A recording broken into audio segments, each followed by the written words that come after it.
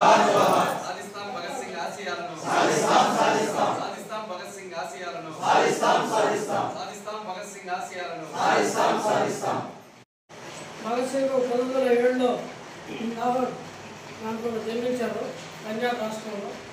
ఆయన విప్లవకారుడు, భారతదేశ స్వతంత్రం కోసం నిలబడ్డ మహాయోధుడు. 1917లో రష్యాలో విప్లవం వచ్చిన సందర్భంగా ఆ విప్లవం యొక్క ప్రభావం గణనీయంగా భగత్ సింగ్ మీద పడింది.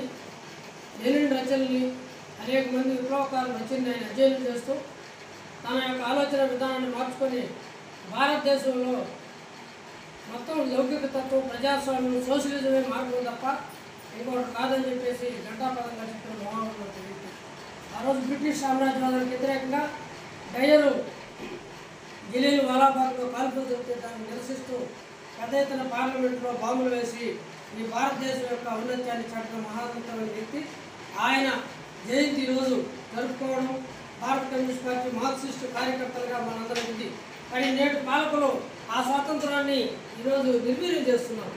అమెరికన్ సామ్రాజ్యవాదంతో అంటగాగుతూ మనకి సిద్ధించిన కనీసమైన ప్రజాస్వామిక హక్కులున్న ఆ స్వాతంత్రాన్ని కూడా లేకుండా చేస్తున్నారు.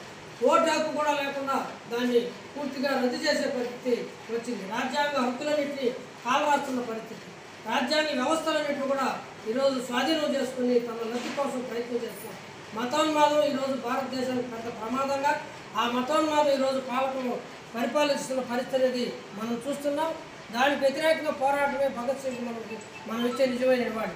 ఈ భారతీయులని సంఖ్యలు వేసి తీసుకొచ్చి భారతదేశంలో పడేసిన మాట్లాడిన వ్యక్తులు, భారతదేశం మీద దాడి జరిగితే ఆ దాడిని మనం యుద్ధం చేస్తే ఆ యుద్ధాన్ని అమెరికా వాడు చెప్తే ఆపేసినామని చెప్పేసి చెప్పి ఈరోజు ఆపేస్తున్న పరిస్థితి.